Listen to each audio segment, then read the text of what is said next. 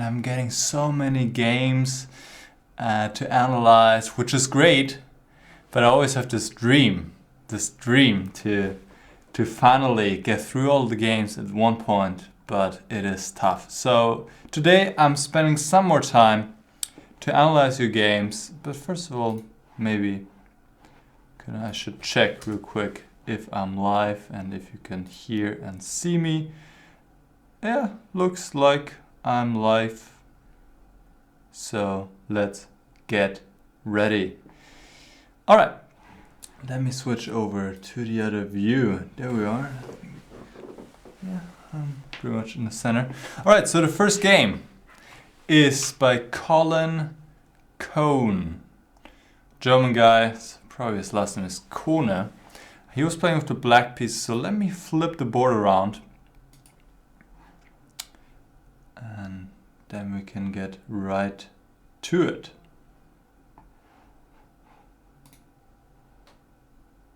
All right, great. So let's get started, guys. It's been a while. It's been 2 weeks since my last one. I was commentating so much. Anyways, e4, c6, it's a caro-kann. All right, a pawn of attack, knight f6, knight c3, bishop f5. You're saying this is inaccurate.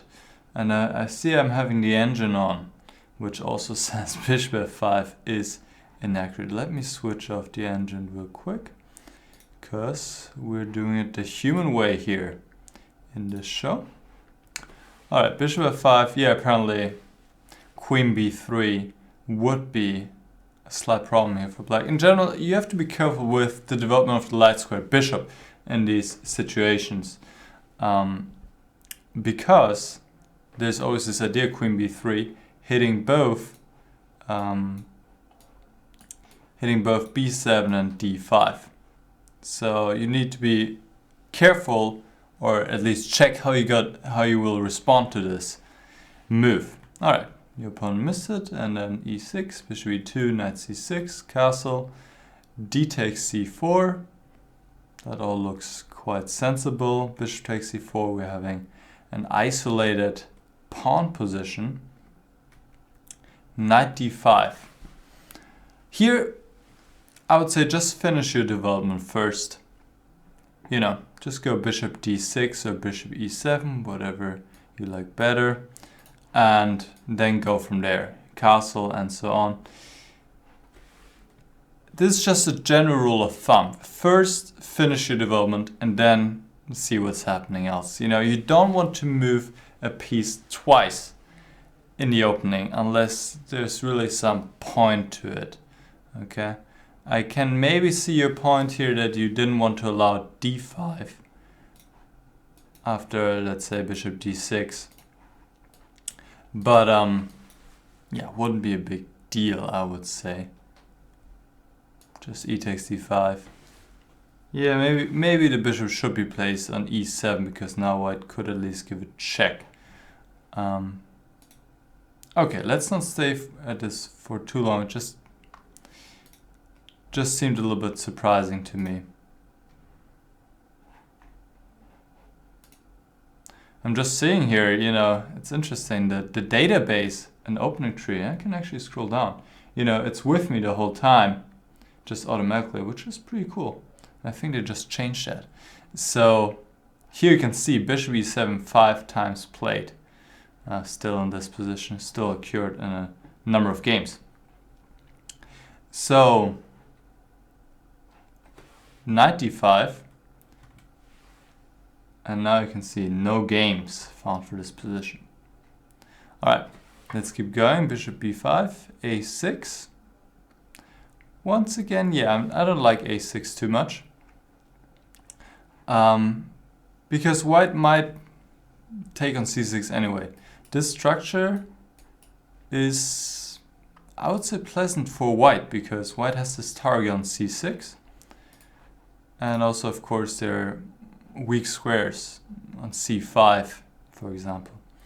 So you don't want to prompt your opponent to take on c6 by playing a6. Just play a development move like bishop e7 here. I think would be a good choice. Or bishop d6. Well, maybe bishop e7. Alright, let's keep going. Bishop d6. Alright, rook e1, castle, bishop e3, queen c7. Now bishop c2. Takes, takes.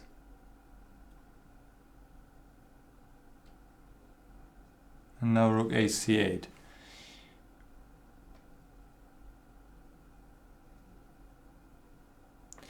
Yeah, rook a c8 of course is a natural move. But in general, I wouldn't allow white to take on d5 necessarily. And also knight c4 looks interesting, to say the very least. To push the queen away. Where is this queen even gonna go, right? If queen b3, you can even think about moves like knight d3. That would blunder a piece right now, but it's in the air. And also you can play a move like rook c8. Now you want to keep this isolated pawn in the white position, right? After rook a c8, white could take on d5. And now still your position is completely fine, okay? But it will not be as easy to attack this pawn on d4 now that you have a pawn on d5 yourself. Alright? So in the game, your opponent didn't take on d5, but played knight g5, and now you grab the pawn on h2, and you're asking, would knight f6 been better? Well, this has to be very carefully evaluated. You're taking on h2. This can often be a poison pawn. So let's see. We have to figure out the details. Knight f6 would be a safe move, right? Just protecting h7, and then nothing has happened really. You can still continue with ideas like knight b4, knight d5, and that looks pretty healthy.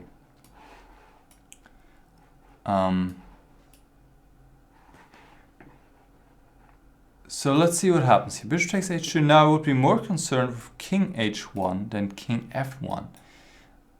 Because now you have to protect h7. Let's say g6. And now white plays g3. And here it looks like you just have to give up the bishop for 3 pawns. But here white can probably just play a move like queen g2. And yeah, I'm not sure. Maybe, well, this is probably fine for you here, getting another pawn on d4. But in general, be very careful with these variations where you give your piece for 3 pawns, because the piece is pretty strong. But here it seems to work because, well, maybe I can play queen f2. Yeah, I do like queen f2 better.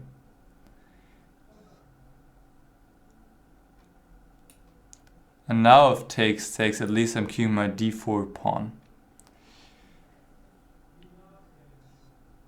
Still, this might be completely fine for you, but I'm just saying it was a little bit of a risky decision.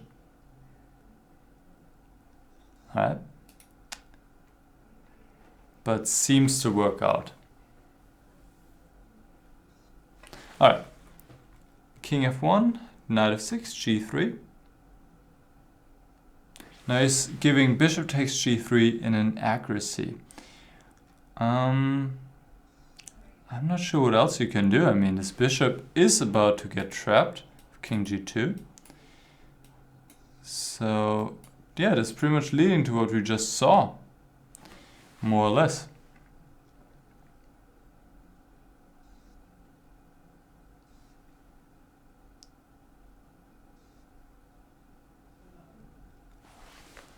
I don't see anything better here for you than to take on g3, because king g2 is coming.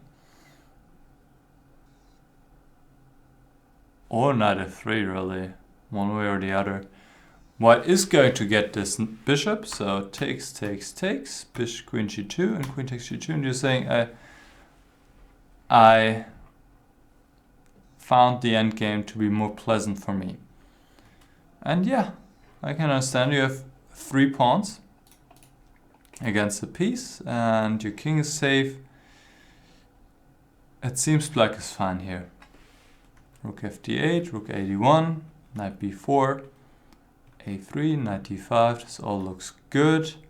Here you could also take with the rook, I think. Activate some pieces, activate the rook. And then at some point, of course, you want to get these pawns rolling up the board. Knight takes d5, king f3. Rook c2. Okay, sure. Activity is always a good thing. Rook h1. Takes. Rook c2, rook c1. And you're saying here, after rook takes c1, you offer a draw. Don't offer draws. Okay, let me go back a few moves. First off, here, after rook h1, you could have just played h6, I think. And then, next move, take on d2. And then play rook c2. When now if white plays rook c1, you can take on b2. And there's no background checkmate. So I think h6 would have been a little bit more precise to not allow white this trick. Because in general in this endgame, you don't necessarily want to take rooks off. I think you have better winning chances with rooks on the board. So this was a little bit unfortunate that white has this little trick to exchange rooks. Okay. The point in time when you offer to draw I like a lot. Because this is always what I tell people. When should I offer draw? Well, first off, most of the case you shouldn't offer draw. Because you can still learn a lot from playing and just gaining experience. Right? But if you have to offer a draw, if you're like, let's say worse, then it's a good point in time to offer when you take a piece. Because usually how long would your opponent take to take back? Like 2-3 seconds, right? But if you offer a draw, then he might take a little bit longer. Might take a few minutes even to think about his draw offer, and it's just time he loses for later on. Right? So that's a good point. In terms of if you should offer draw, I don't think so. I think you can play for a win, you can try, and just find out. I mean, you know, it's just a game after all. If you lose, well, fine, but you might as well win. So don't be too cautious or too afraid. It's just chess. Alright, let's see how this continued. Your opponent declined. Knight e4, b6. Yeah, I like b6. Stuffing knight c5, of course. And now king f8. I'll probably just push the pawns here, you know, g5, and then move the king up closer here. King g7, king g6. It just feels more natural. You gotta get these pawns moving. They still will take some time, I know. But you have to push them forward. Alright, king f8, bishop d2, king e7, knight c4, now f5. And you're asking, is this the right way to push my pawns forward? And I'm not sure. I would have kept the pawn on f7 for now and first go something like g5. Because by playing f5, you do give white this nice square on e5 for the knight. And if you start with g5, you always have the option to maybe later go f6 and still push this knight out. Okay? So I would have liked this better. Alright, let's see. f5, knight e5, g5. Okay, I mean this is fine too. And now a5. Why are you playing a5?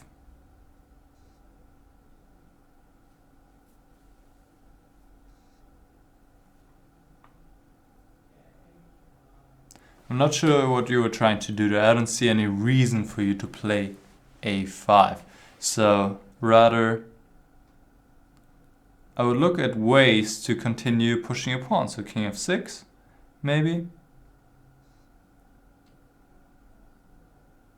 Even though this is not threatening anything, I do realize the h5 there's this annoying check and just can't get out of it anymore. Knight f8 even. Might be possible at knight e5, and the king needs to keep protecting a pawn, and this is a perpetual.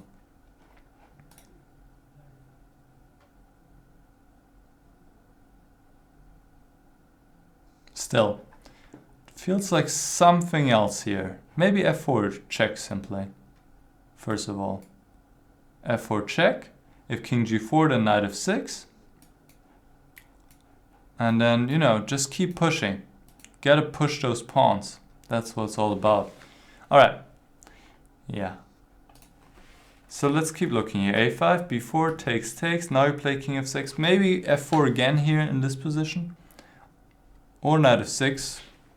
Also looks pretty good. Knight e4 is a threat. And preparing f4 and h5. King f6 is not threatening anything right now, but now your opponent plays b5, which, you know, I'm sure you were happy to see. Now you're getting a pawn on b5, knight c7, and here, of course, you cannot lose at all anymore. Well, especially after winning another pawn, so that's great news. And now you have 4 pawns against the 2 minor pieces, so that was a great development for you. Alright.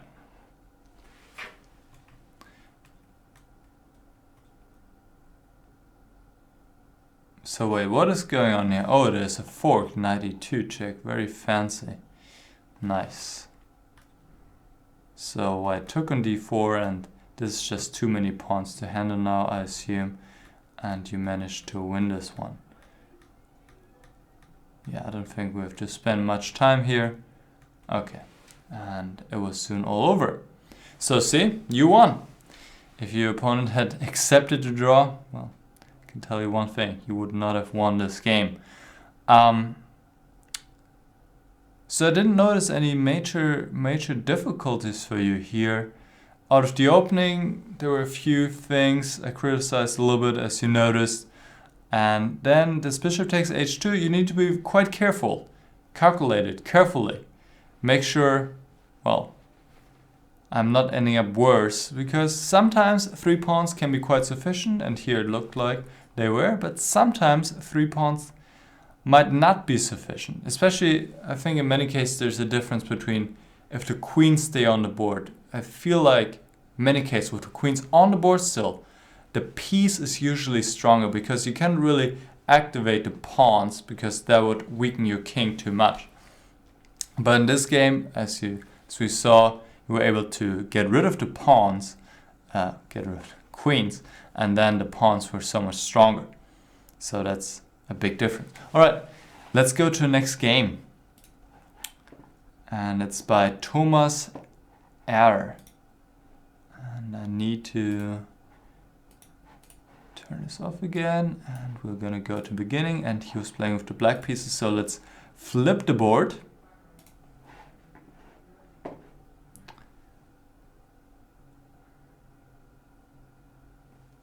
Alright, let me drink something real quick.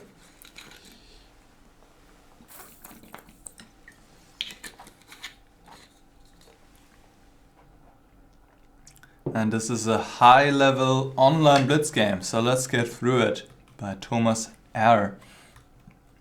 b3, b6, I remember this recommended by Robin.Kone, but didn't remember much from the video. Well, you're up with your stuff. I mean, this series was just released a few weeks ago by Robin on the Sicilian Part 2, Everything But the Rossolimo. Oh no, hold on. That's the Taimanov series. Yes, I remember. That's the Taimanov series. Well, it's been a little bit further in the past, but good for you remembering b6. Robin says this is the best move here against the system of b3. Alright, d4, takes, bishop b7, bishop d3. After some hesitation, I entered a hedgehog structure. Not my favorite cup of tea. Not mine either. I considered Robin's 6 bishop c5, but was afraid that the bishop might be badly placed outside the pawn chain after a later d6. But maybe I don't need to play d6, though I wasn't sure how to arrange my pieces in this case. Yeah, I think the point is to go bishop c5, let's say bishop b2, and just play without d6, because then really your bishop could be in some trouble sometimes if only white plays a3 and threatens b4. So here I could imagine knight f6 and knight d2, and then just follow up with something like knight c6, and I think you're doing fine. Yeah, you don't want to go into this hedgehog structure because it's just always slightly worse and slightly uncomfortable to play for black.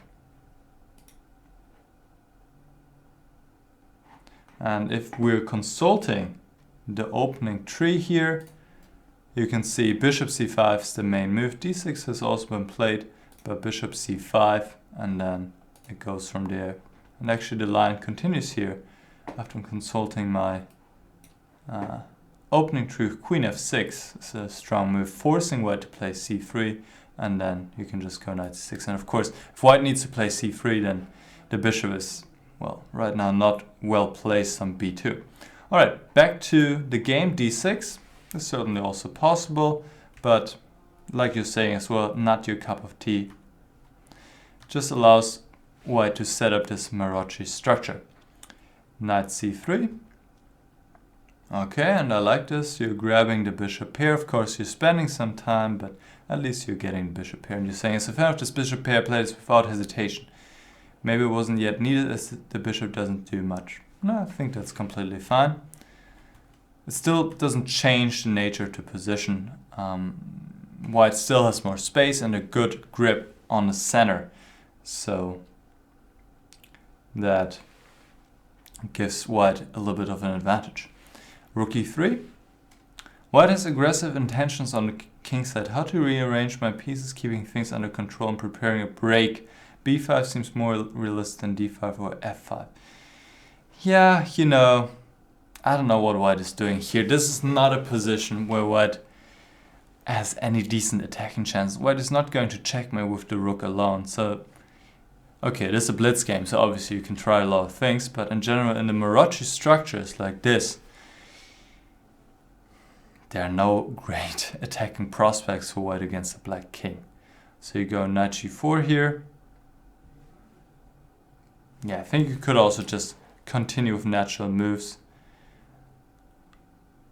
like queen c7 and rook c8. And like you're saying, maybe at some point think about b5. Alright, knight g4, rook h3, knight e5, queen g3. Because here, yeah, and this is what's going to happen in a few moves. The knight is just going to get kicked with f4, which is a move white wants to play anyway. So I'm not sure about this knight maneuver, knight g4, knight e5. Bishop f6, rook d1, queen c7, f4, and knight g6. Knight d7 was an alternative I didn't calculate, but apparently sensed that knight c6 already runs into some devastating tactics. Yeah, knight c6.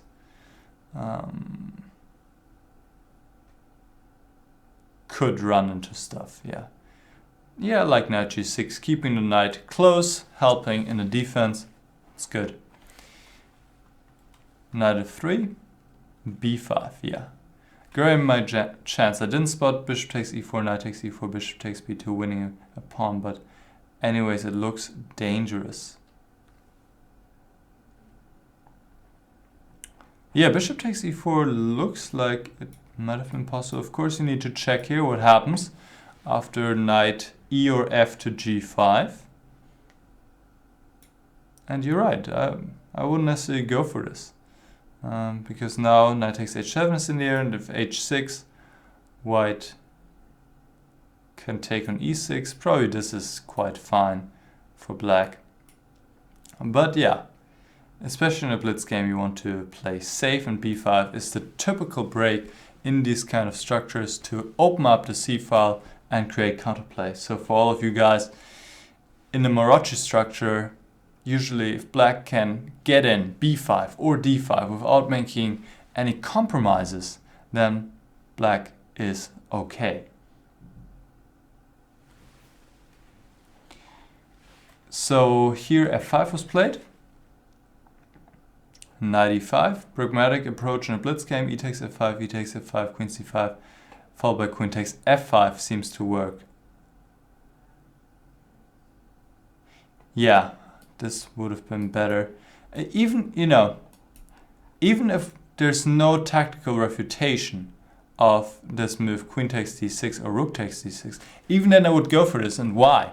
Because you're getting your queen out, you're opening up the position for the bishops. That's huge, right? You have the bishop pair and you have this monster on b7. This bishop is also great. They're both great bishops here. So just to get a feel for the position, now your queen is out, is helping in defense as well. There are ideas like knight f4 this is just looking fantastic for black. So even if white could just take on d6 without any repercussions, this would be absolutely desirable. So just as a general rule of thumb,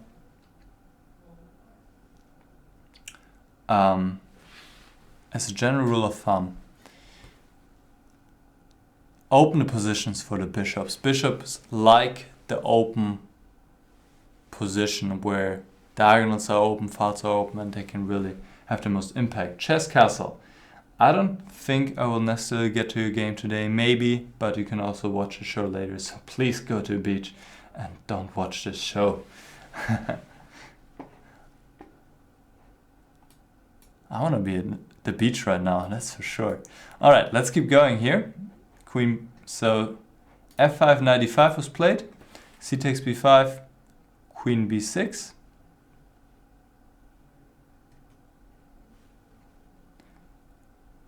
Yeah, a takes b5 was also possible, you're saying. And then queen c2, which is not that unusual, honestly. Yeah, hitting both bishop and rook. This is very nice. Queen b6, king h1, a takes b5, knight takes e5. Engine suggests rook h6. That's a fantastic move. Of course, threatening rook takes f6. The question would be only, what is the follow after king h8?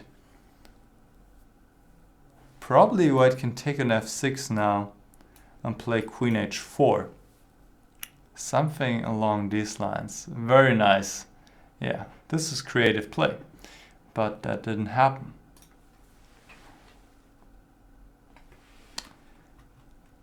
Knight takes e5. Bishop takes e5, queen h4, and h6. All under control on the king side. Now I like my bishop here. The white king might also feel uncomfortable. Yeah, you have two monsters here, right? You have the bishop on e5, which is very well placed. You have the open file. This is great. a4, b4. You thought that wins a piece. Yeah, in general, if it wins a piece, then great.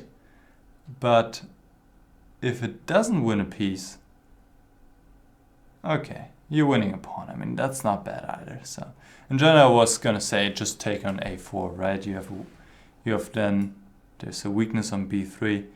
So, but here after b4, it forces white to play a5, and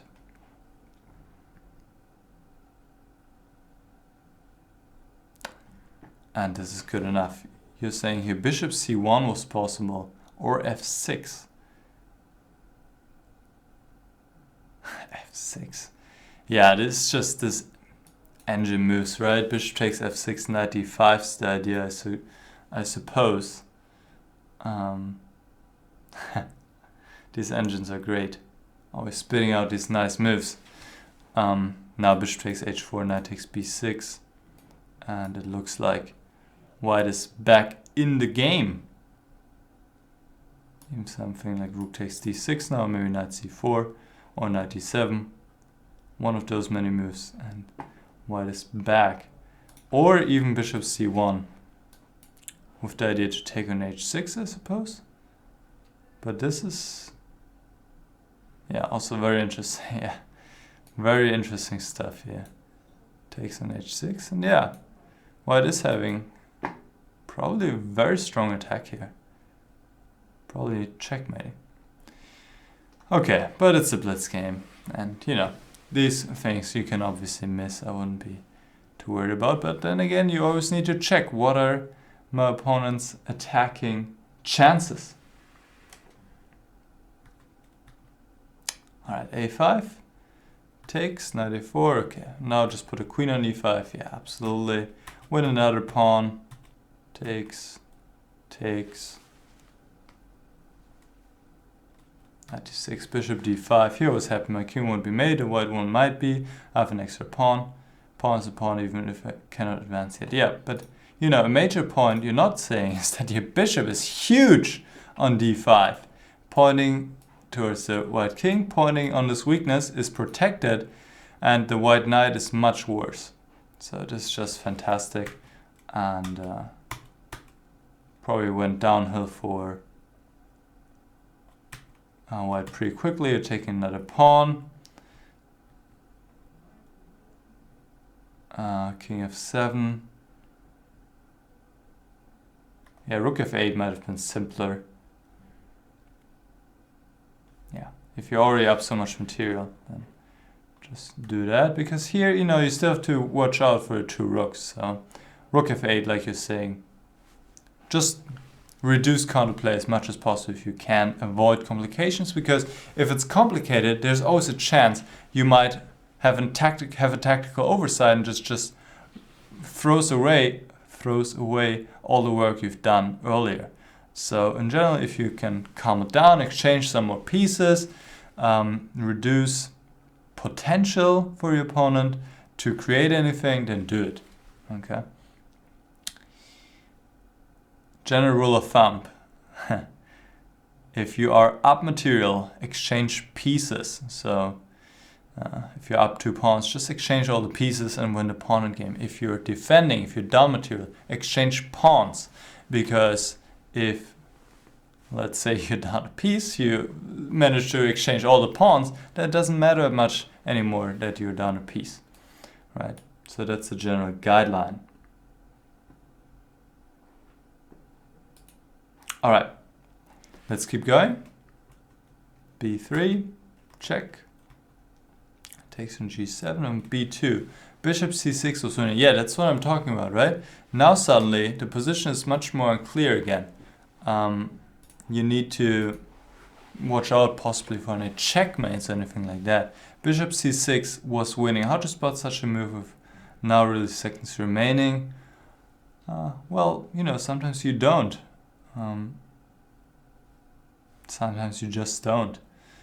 Especially now with seconds remaining. I mean, there are a lot of options here for black, but it makes sense because you're forcing the rook away from the b pawn. The rook has to keep protecting the rook on g7, and of course you're also creating any options potentially against pawn on g2.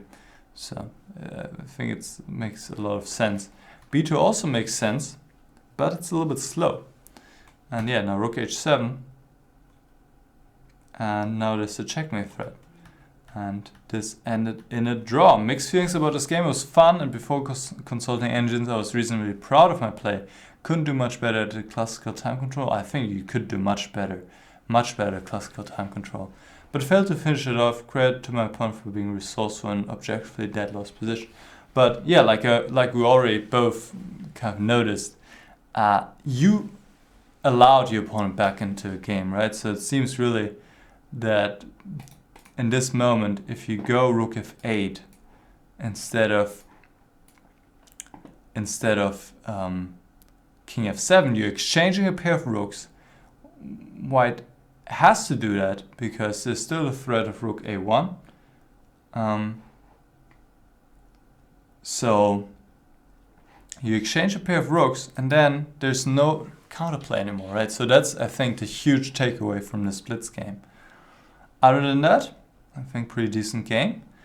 Yeah, some tactics in the middle game, but I think you handled it well. Cannot speak today. And broke through in the center of b5. That's all good stuff. All right, let's go to the next game. And this is a game by Pramod. Pramod didn't say whose color he's playing. That's unfortunate. I don't think I can figure it out. So Pramod, you need to send me your game again, because yeah. Or are you in the chat by any chance, Pramod? Are you here?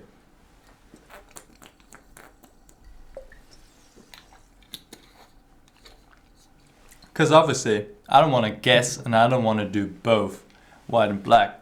So, I need to know which color the person, the user, the premium member who has sent the game to me was playing with. That's just how it works. So please consider that when you send in your own games, and also, of course, include as many comments as possible. Usually that can help me to figure it out, but here there was just one comment at the end: how to provoke weaknesses in opponent's position. How can I improve my opening play? And that's just not enough to tell me which side are you playing on.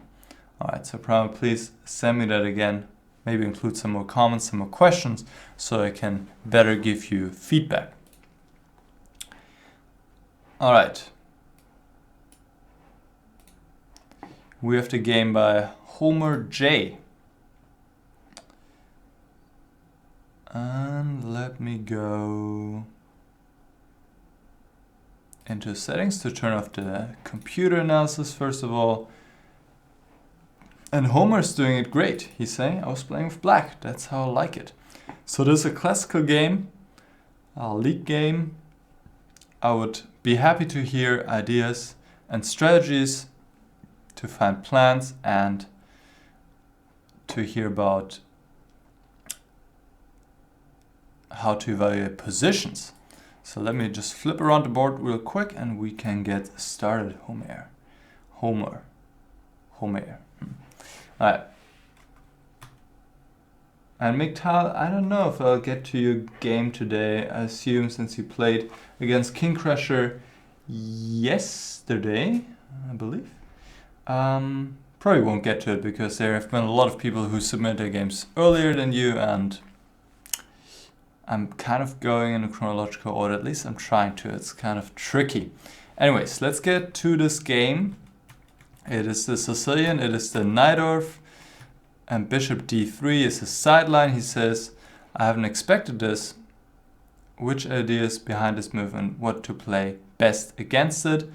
What's behind this move? I think in the long run, White wants to go f4 and then maybe sometimes go e5, and also bishop protects e4. Yeah, this move is not particularly popular, and there's a reason to it, right? What should I play against it? Well, here I can do a little plug. Homer, obviously, since you're premium, it's for you very easy to check out. You just have to go to my ebook, Najdorf. I'm honestly kind of surprised you haven't done this yet. My Najdorf series here, it's in German. You can go to ebook, you can go to the video. I think it's called, what is it called? Najdorf for advanced players or something like that. It's in German. And just check it out. I'm recommending knight c6, which I believe makes a lot of sense because White has to immediately react to the attack on the knight, which usually White doesn't have to do. But because of bishop d3, this allows knight c6. And I think I'm going for a dragon setup here with g6, bishop g7, and so on. But please check this out in the video series. Alright, e5 sure is fine too. Knight c6, bishop e3, bishop e7, f4, and rook c8. What are the alternatives? I didn't like e takes f4. What are the alternatives to rook c8, you're asking, I'm sure? Yeah, you don't want to allow f5 like that, or at least when White plays f5, you want to be able to go bishop c4, not retreat back to d7, because it really leaves your position slightly cramped. So yeah, I think e takes f4 would be better here to not allow White from playing f5, and you also get a square on e5, right? Let's say knight takes f4, and now we can go knight e5, not allowing knight takes e6 followed by bishop c4. You go rook c8, and that looks fine. You can allow White to take on e6 because this is a pretty nice setup, I think, with the two knights in the center. Bishop d4, of course, not allow. Well, even you could probably even allow White to take on e5. It's not a big deal, and I think that's fine. So even though you didn't like e takes f4, I think that's the move you should have played.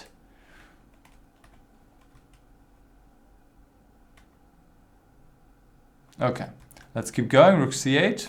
f5, bishop d7, queen d2, b5, a3, knight a5. Yeah.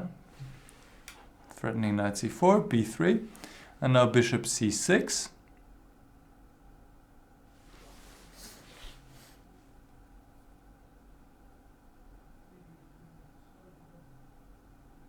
You know, sometimes it's even possible, you're saying bishop c6 to prepare d5. Sometimes it's even possible to go d5 directly. Here, for example, if e takes d5, then I think you would be doing quite well after b4. A takes b4, bishop takes b4, and now d5 cannot be protected well. And if bishop takes a6, there are already tactics like this in a position. And there's the idea like e4. That's a very typical motive to sacrifice a pawn temporarily like that, to open up your play, get your pieces out, and then there are weaknesses, right? f5 pawn, d5 pawn, queen c7 in the air. But the problem might be here after d5, where you can take with the knight on d5. Of course, also something to consider. And now after knight takes d5, e takes d5. Yeah, it doesn't look like you have any follow-up here. So yeah, doesn't quite seem to work for black. Anyways, let's keep going. Bishop c6. I like this. Preparing d5, knight g3, d5. Yeah, that's what you want to do. Takes, takes, takes, takes.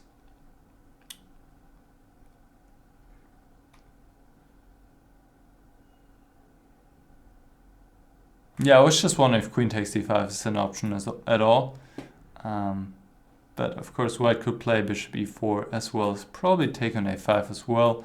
When after queen takes g2, simply bishop f2 is possible, protecting the knight on g3. Even though this still continues here, e4, with the idea e3, but bishop f1, yeah, should be fine for white. Okay, but those moves also need to be checked, I would say. Bishop takes d5. Queen f2, threatening bishop b6. And here you can see Homer really used this tool nicely. And it's actually the first premium member who has, you know, put in arrows and like this. So that's also something you can do with this tool. Put in arrows and show plans on the board. All right, so bishop b6 the threat, bishop h4. Okay, I like this move a lot. Pinning the knight, and if bishop b6 now, queen g5 is the counter. So castle, queen c7.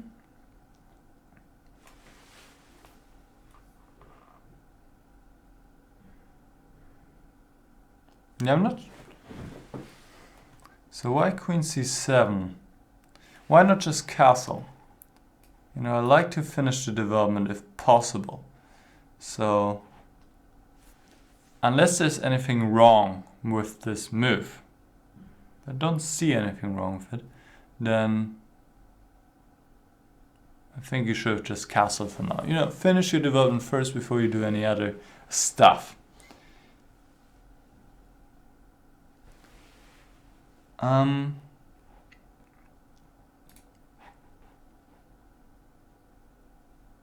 Alright, so queen c7, threatening e4, I see, okay. Maybe threatening e4, maybe, okay. Bishop b6, bishop takes g3. Okay, queen e3. What's going on here?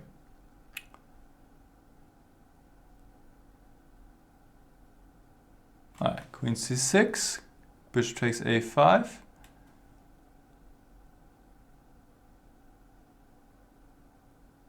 And now queen c5. Yeah, that makes sense. Exchanging queens, and you should be absolutely fine here in this endgame. Bishop e1. You're saying this move solved my biggest problem, or problems even. Yeah, I don't know what you're talking about really, because it doesn't look like to me you have any problems in this position. maybe you're concerned about that you cannot castle right now because of bishop b4. I could imagine a move like rook d1. Yeah, a move like rook d1, maybe that is a problem. You're right, threatening bishop e4. And you cannot castle because of bishop b4. Win in the exchange.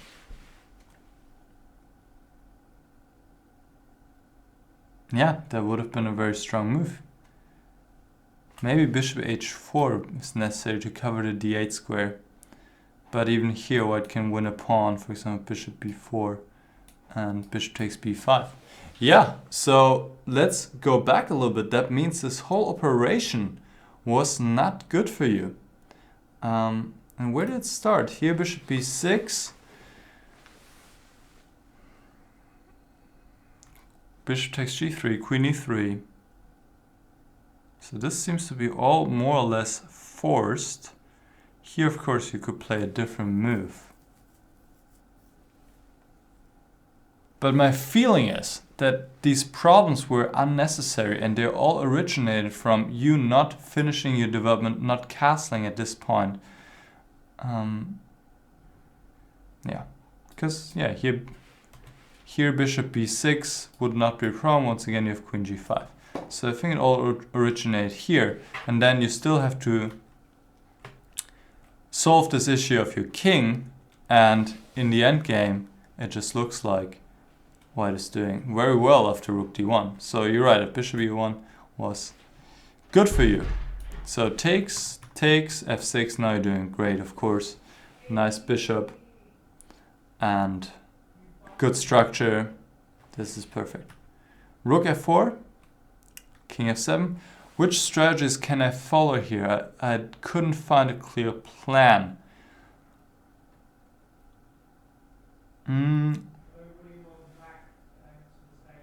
I think, first of all, I would not maybe move the king to f7. Not sure, actually. I think both fine. I would say king e7 keeps the king a little bit closer to the center. But in general, what are the strategies you're following here? Well, just improving your position slowly. Rook h4, h6. Okay. So you can just put the rooks on the open files and see what happens, right?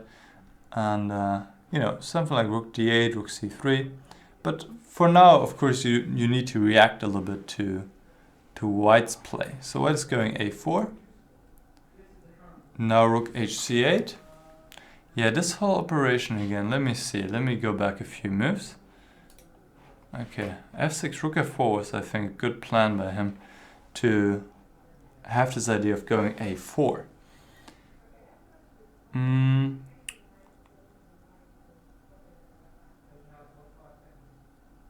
Yeah.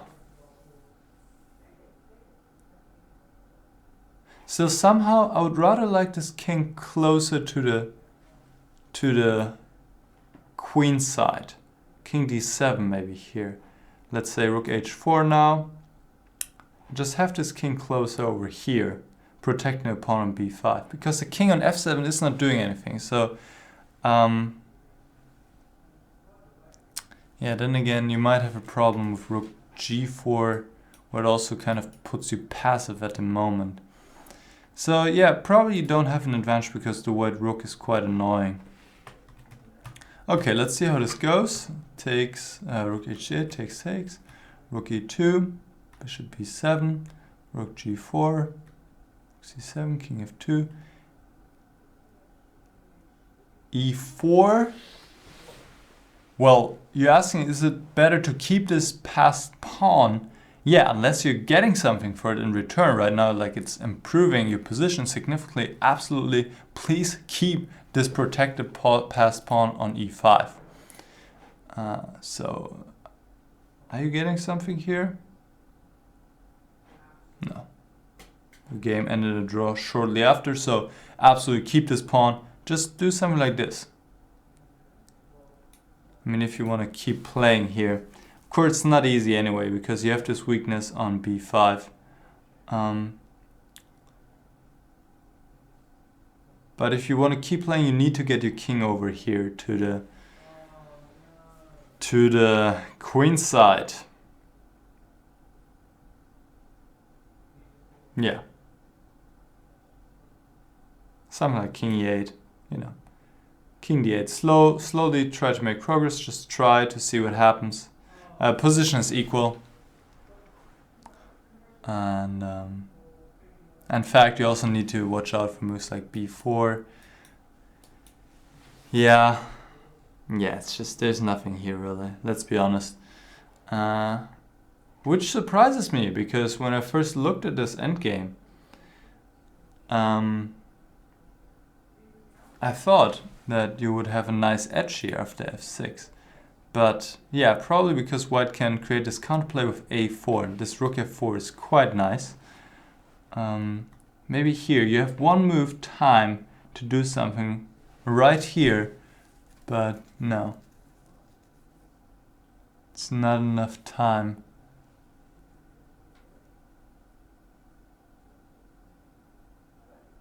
I mean, if white wasn't attacking this pawn, you could, for example, play a move like rook b8 and then a4, b4 would be possible. But here white will just take on h7. And yeah, I don't think you have enough play here. Or maybe you do. I mean, it's certainly something you can look at. But yeah, my feeling would be you don't have enough play here. All right. So I think that game went decent for you. Not too many ups and downs. Yeah, I think one critical moment was when you didn't castle but play queen c7 and then also possibly misevaluate or didn't see this variation that followed with bishop b6, and then the resulting endgame is actually quite uncomfortable for you because you cannot get the king out of the center and your pieces are a little bit uncoordinated and loose in the center.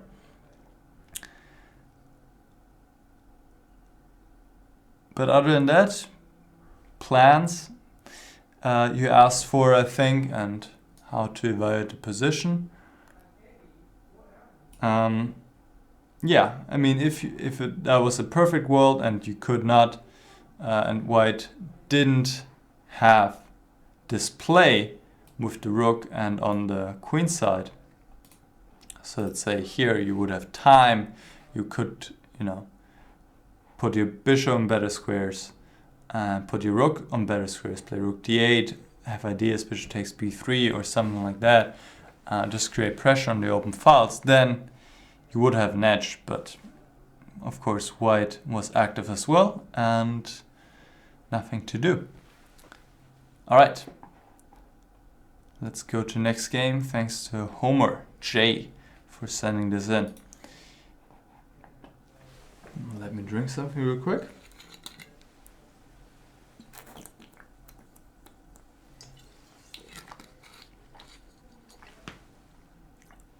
And gorarog. Let me first flip the board and then also turn off the engine. There we go. And here we go. He's playing with black, classical time control, 2 hours 40 moves, 1 hour for the rest. My main problem was finding an active plan after the opening was over. So let's get to it. Alright, I used to play this line, the Notaboom. I like this. Oh, this is great stuff. This is good memories. Notaboom. There we go. Yes, yes, sir. Now f6, c5. End of my theory knowledge. That's probably not good news. I think the main move is bishop d3 here. When there was just recently a game in the British Championship, Castle. And now Castle. And Jack Rudd won against Grandmaster Thomas Fodor. I commented on it live. And this is quite a double-edged position, of course. White has his edges, but black has them too. I remember back in the day that I looked like at a move after castle. Or maybe already here, like going knight e4 early to stop knight d2, or at least then exchange knights. But it's been a while. Anyway, so c5, I think castle's fine. Bishop b5. Queen c7, castle. Bishop c6, yeah, that's all very standard.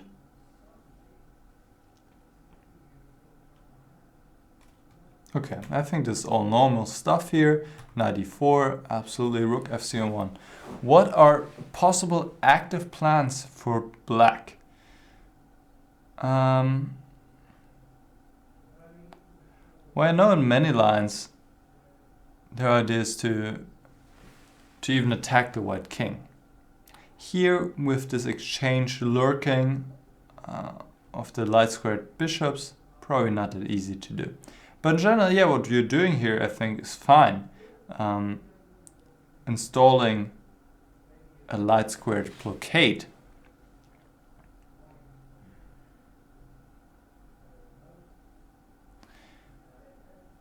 Yeah, those positions are pretty difficult, and you can see I'm also struggling a little bit to suggest a concrete plan here. But I mean, you could consider something like this, like f5. Actually, this position will still be played. Well, just once. That's interesting. You could consider a move like f5 and moves like rook f6, but it just feels like this is not the right time to do it. Okay, let's just see how this game continues. Rook fc8.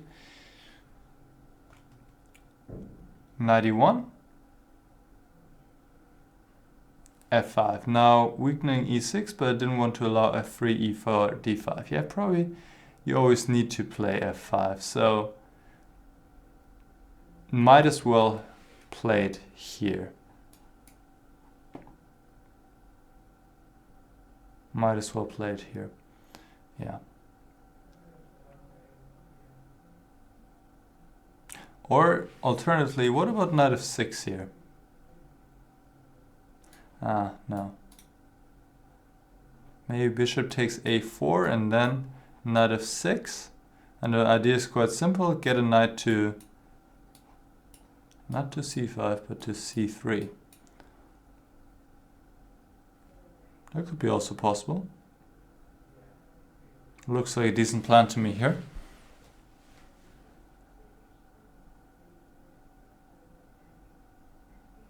Yeah, well, white can probably go knight d2. But just take.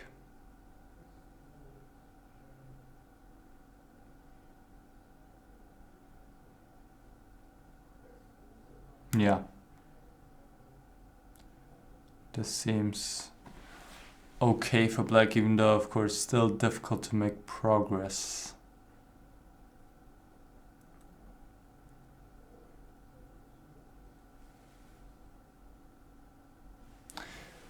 Alright, let's go back and see what happened here. f5, f3, knight f6, knight d3, rook e8.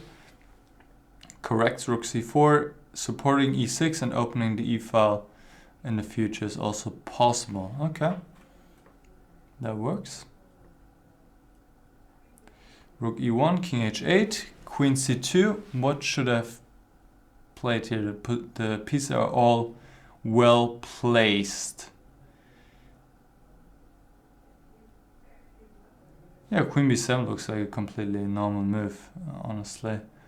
You need to stop e4, that's for sure.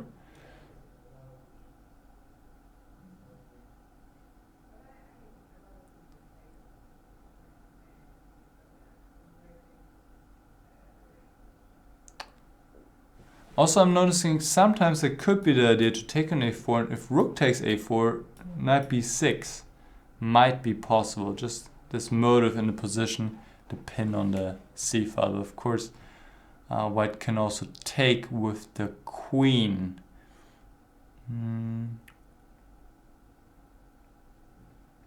Yeah. White can just take with the queen, and it seems there's no follow-up here. No, I do like queen b7. I think that's decent. Knight f2, now preparing e4.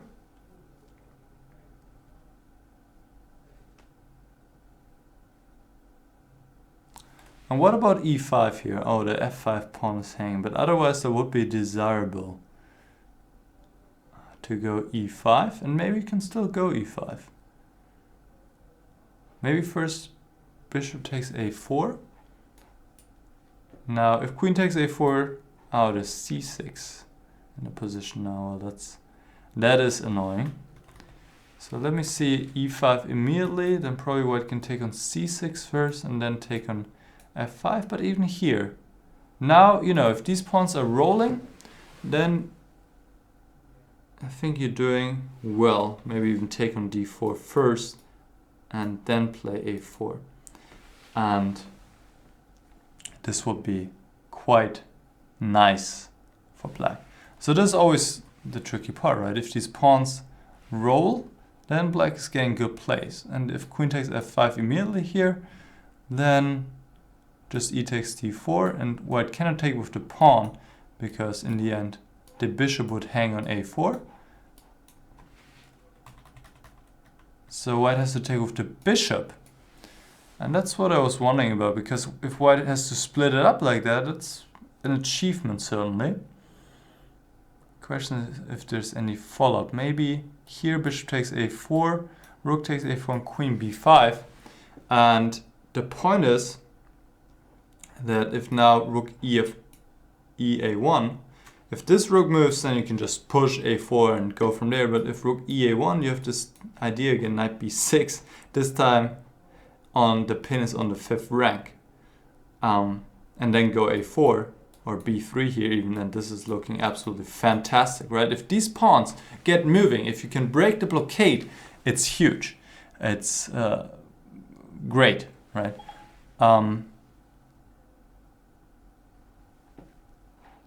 So yeah, I think e5 might as well been a good try here. Might as well.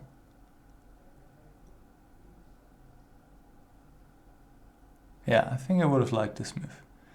Of course, you know, with these moves you have to check carefully, does it work, and calculate all these lines, but looks like it's possible. Alright, queen c7 was directed against e4. I'm not quite sure why.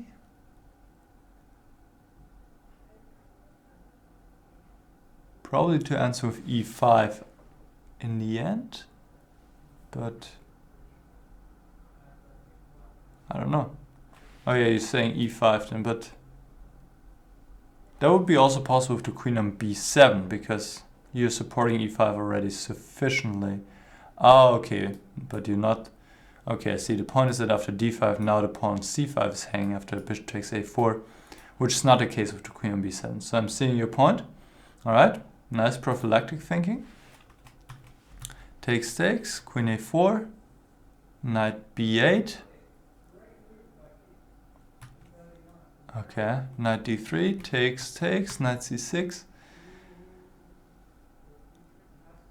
Yeah, this blockade is now really difficult to break, obviously, right? This is a slight problem in this position. King f2, king g8, okay, getting the king closer. Rook c8. Wait, why rook c8? I would just, you know, send my king on a journey. Try to get the king to b5 is going to take forever, of course, but that's what you gotta do, or you gotta try at least, maybe. So not sure what rook ac8 is doing here. Knight c1. Oh, you want to play e5. Okay.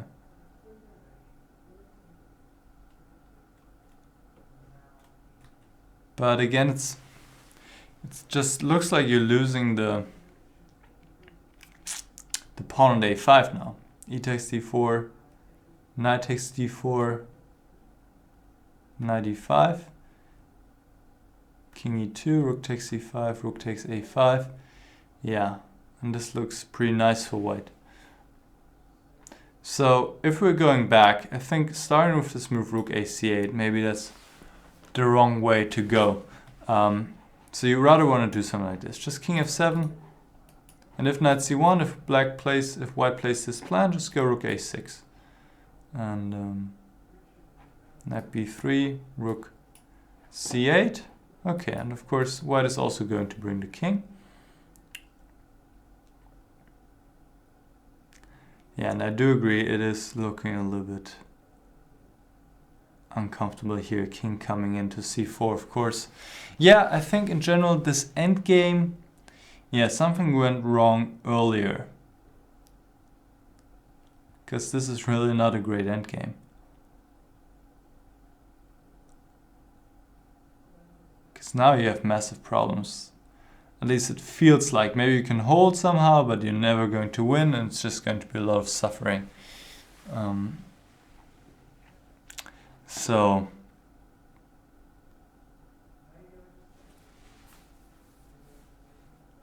yeah, something went wrong earlier. So definitely have a look at this line with bishop b5, bishop a4, and how to play against it. I honestly cannot say about it too much, but just look up some strong players' games and what they did and how they dealt with it. It's a really rich strategic struggle going on there.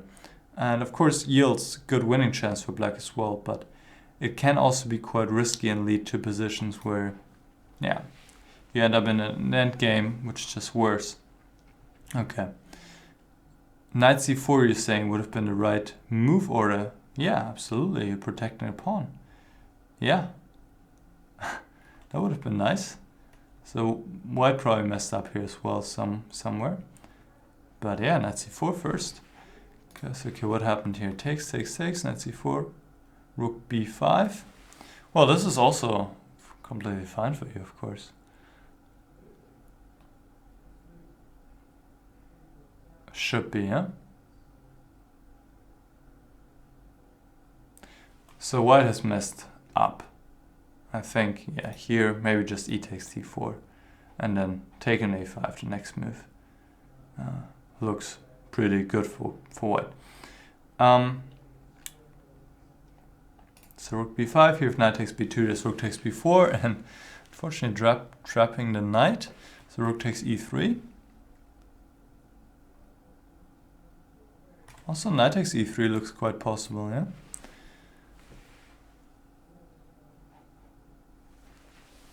What is white playing here? Knight takes e3 looks great to my eyes. If king f2, of course, knight d1 wins the bishop. And what else? King d3? Well, at the very least you can take on g2. Okay, then again, okay, I'm not sure how good this is. But just having it as an option. Yeah, maybe it's not that great, because yeah, f5 is hanging as well.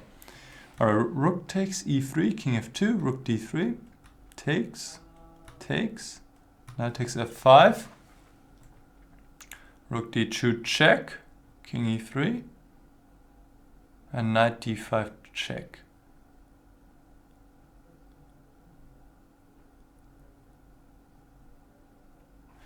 Okay, you're saying rook takes g2 gave good winning chance, but you didn't want to give the g-pawn after rook b8 check, king f7, rook b7 check.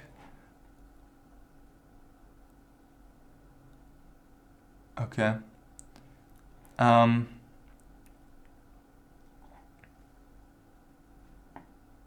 Yeah, but this looks like it's fine for you here. King e6, knight takes g7. Yeah, I mean, this is looking great. Let's say king d6 now, or king e5. Or king d5, maybe. Or king e5, and now king d5. And the knight comes back to c4, and threatening to win the pawn on h2. This is just winning, I would say. It's just winning.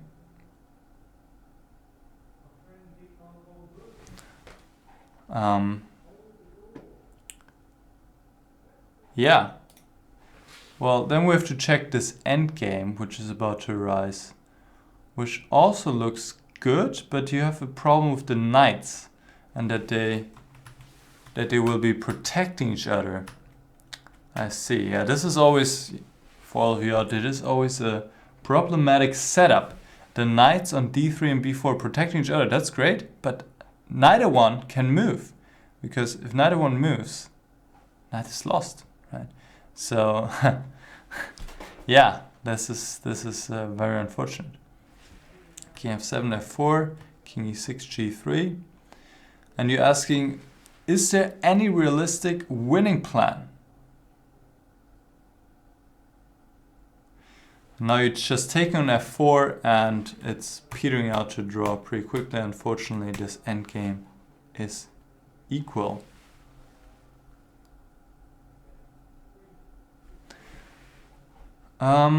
Well, you spent 20 minutes. You're a pretty decent player, 2000 elo.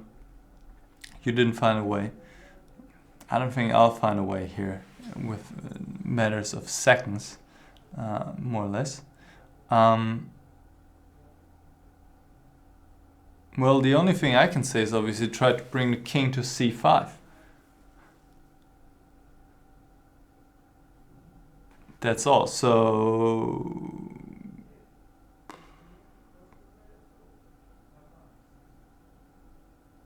probably g6.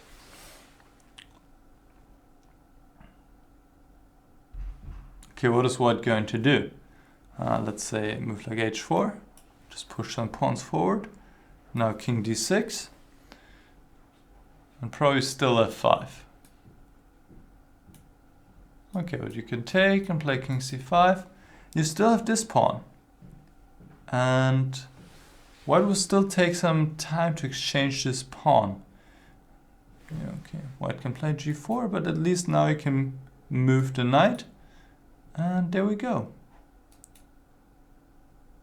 There we go. This is not clear.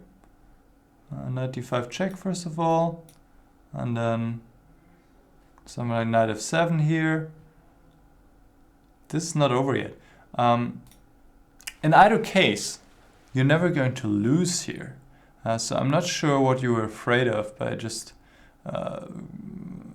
exchanging and going into this pawn endgame, which is a draw immediately. You can just try.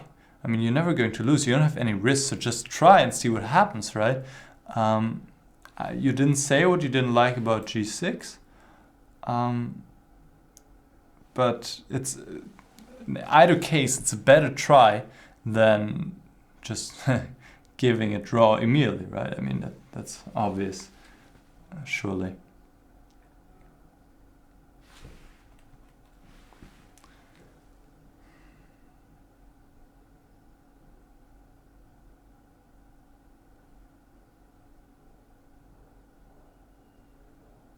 Yeah, you know, or even here, you know, if g6, if h4,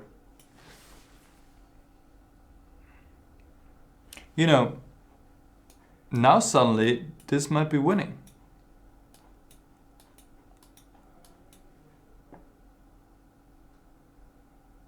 Oh, that's, I love, I just have to say, I do love this database feature. Look at this.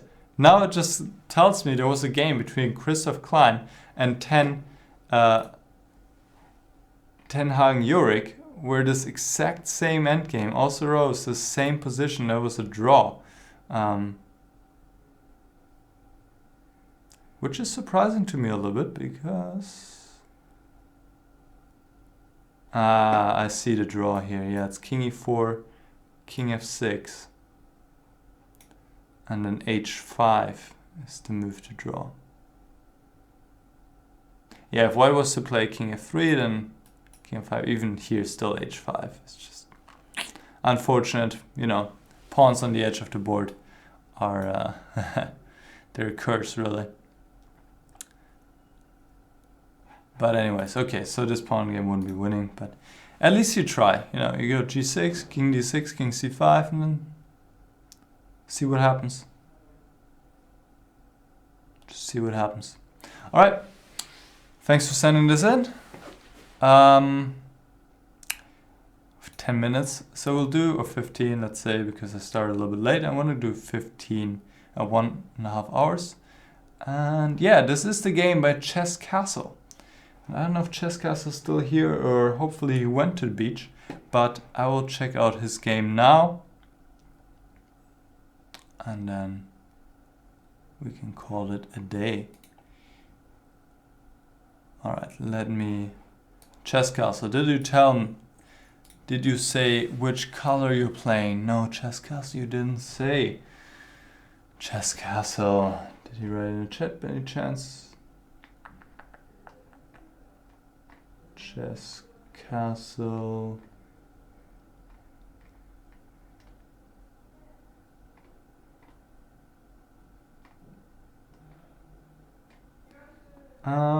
No, he did not write it in the chat. Chess Castle, you need to tell me which color you're playing.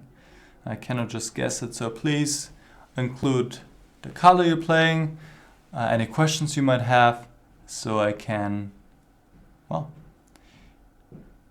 give you good sound advice. Alright, so let me go to my messages and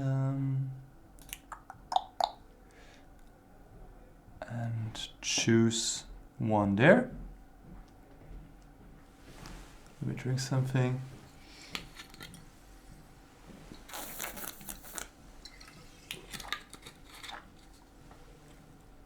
All right.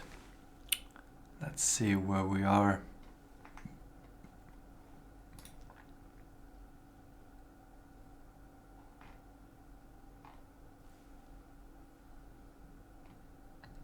All right, Miktal, maybe it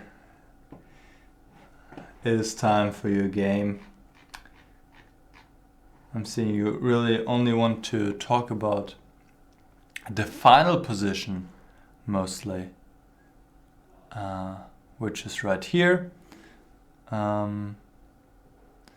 Miktal, this is, hold on.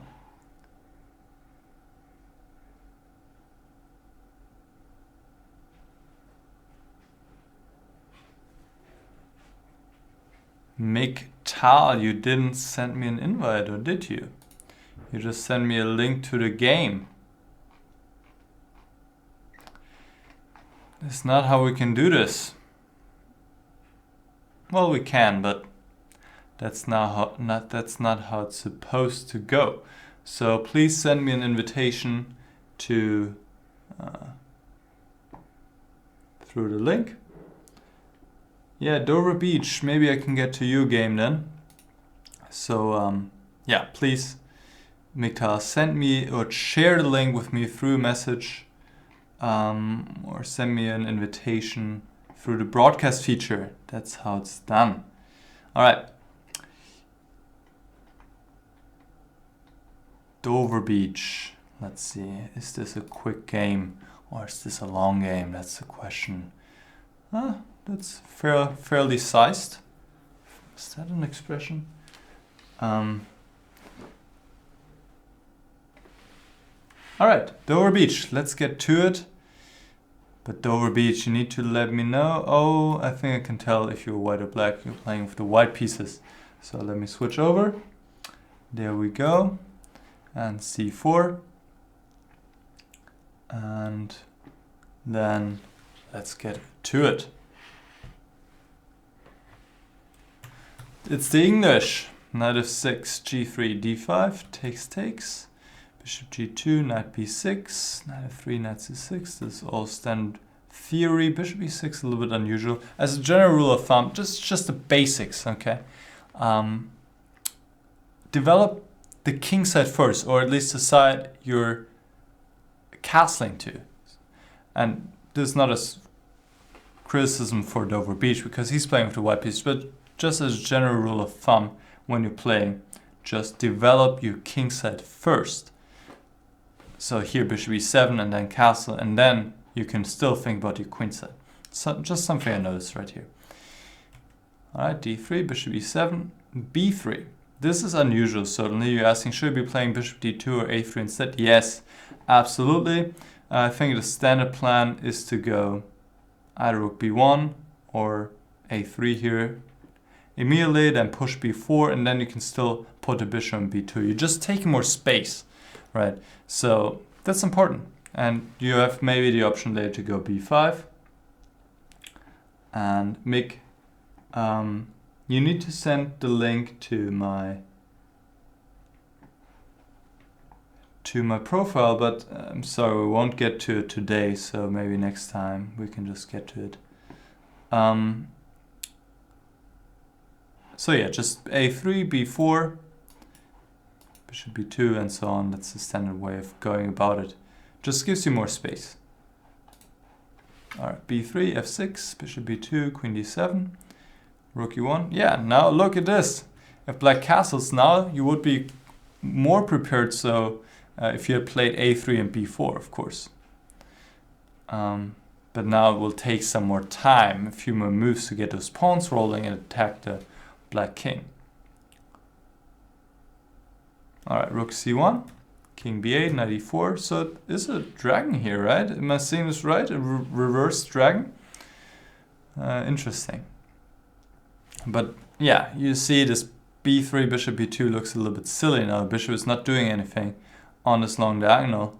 It's just biting on this pawn, so there was no impact on doing this.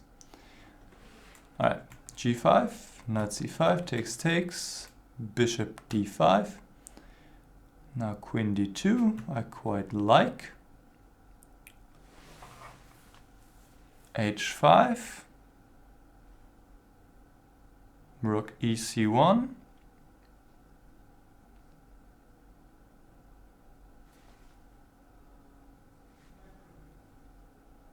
Okay. ec1 makes a lot of sense, doubling on the c file, h4, and of course this is a race, b4 and b5. Threatening, rook c8, b5.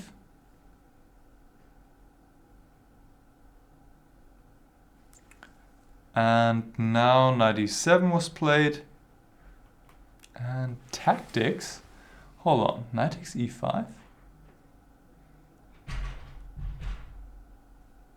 Wow, okay.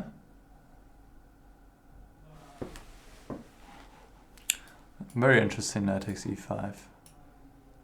So the point is that if the bishop takes e5, rook takes c7 is a threat as well. And this rook is hanging. So I'm not sure how clear this is.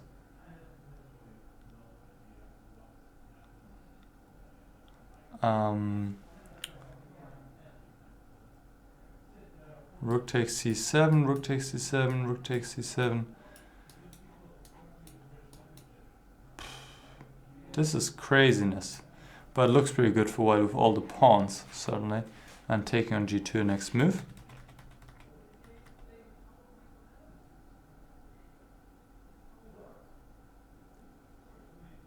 But I'm wondering here, possibly black can just play a move like queen h3 now.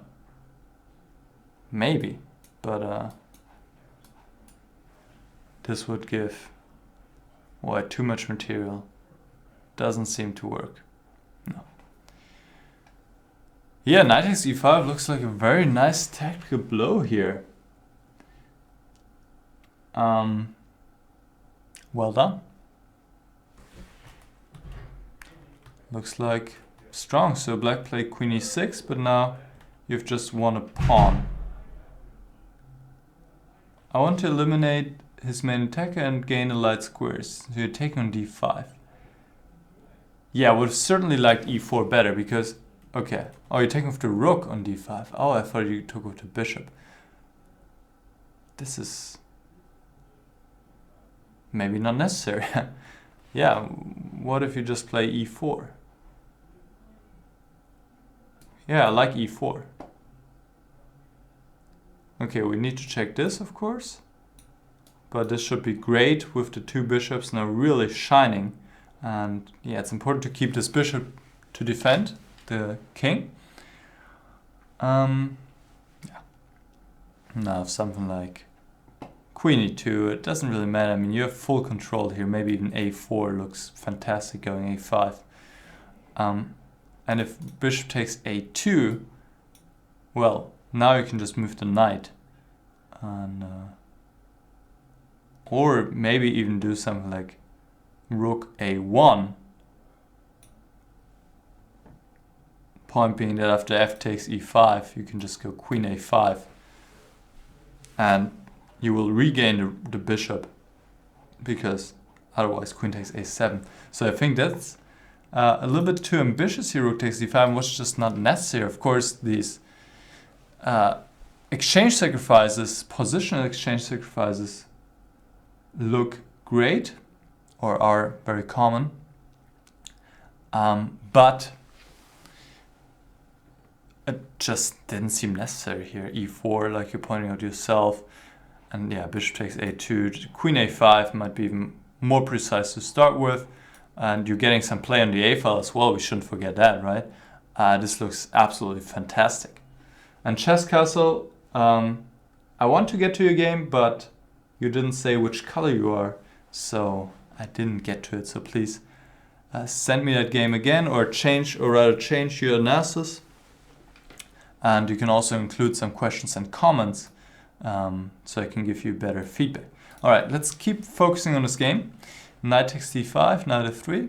Of course, you have compensation, but it just seems like it wasn't necessary to do this. Even though I do agree, it looks pretty nice too.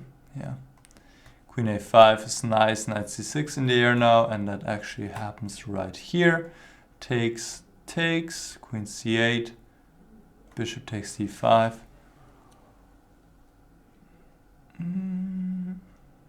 Okay, rook takes e2, bishop d4.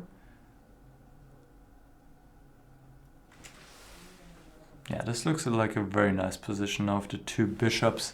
Queen f5, rook b1, queen takes d3, queen b4. I think this is the only move to protect everything, but I'm lost after a5. Luckily my opponent blundered in time trouble. Blunder queen f8 mate here after rook d2, queen f8. But you're saying you're lost after a5. That's quite an unfortunate turnaround. Queen f8, king a7. Oh, this one is hanging. This rook is hanging. Wow, this is crazy. Otherwise I would have said, well, you can just play queen c8 and win, but black strikes first.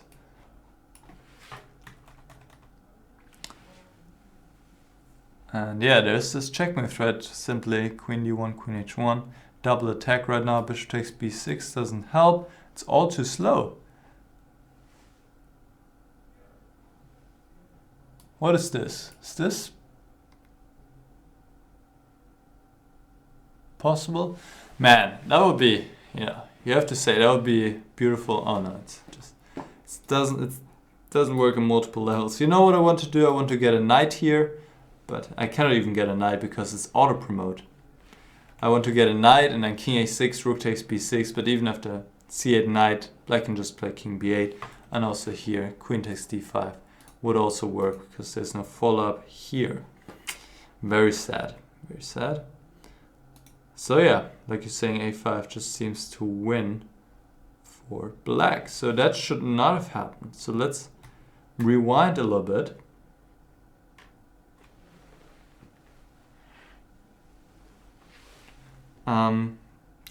Queen b4 is the only move to protect everything because it's a double attack against rook and bishop.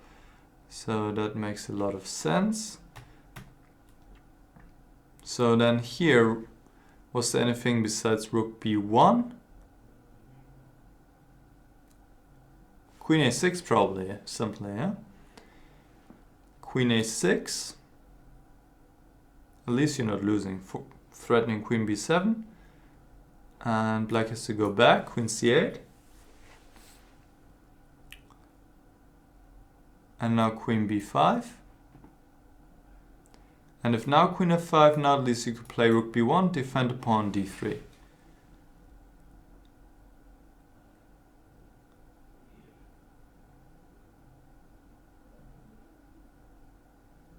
Yeah, this looks pretty sensible.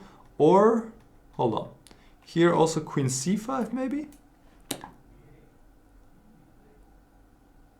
Point is queen takes d5, queen f8, but probably, no, knight takes d5, queen takes a7.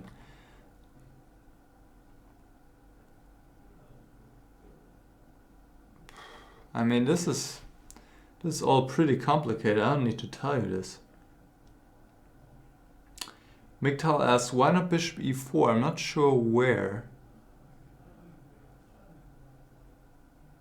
Because usually the queen was pinned.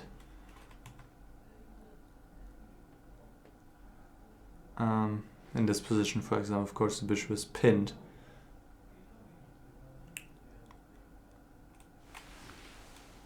But I'm really wondering about the assessment of this position.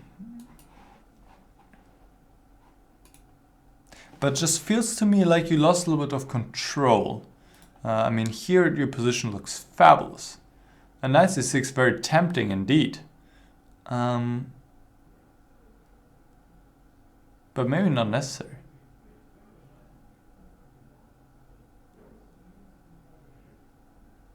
Maybe not necessary.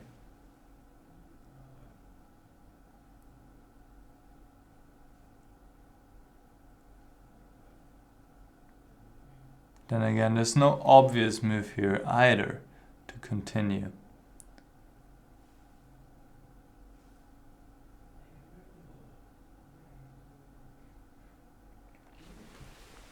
Knight c6 takes, queen c8.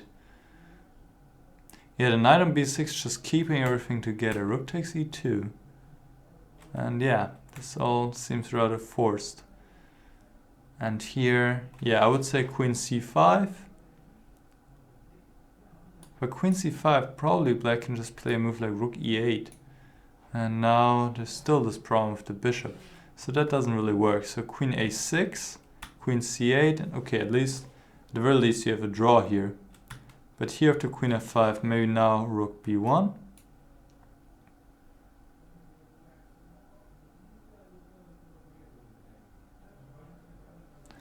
Yeah. This looks fairly decent.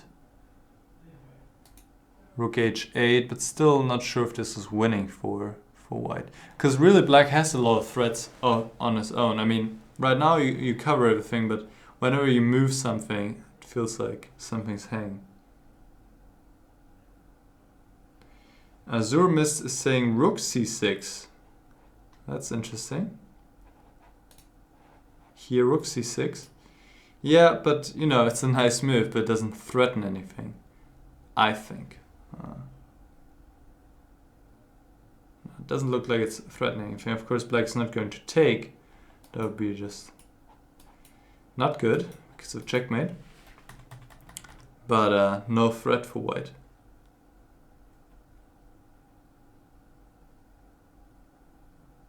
You know, maybe something like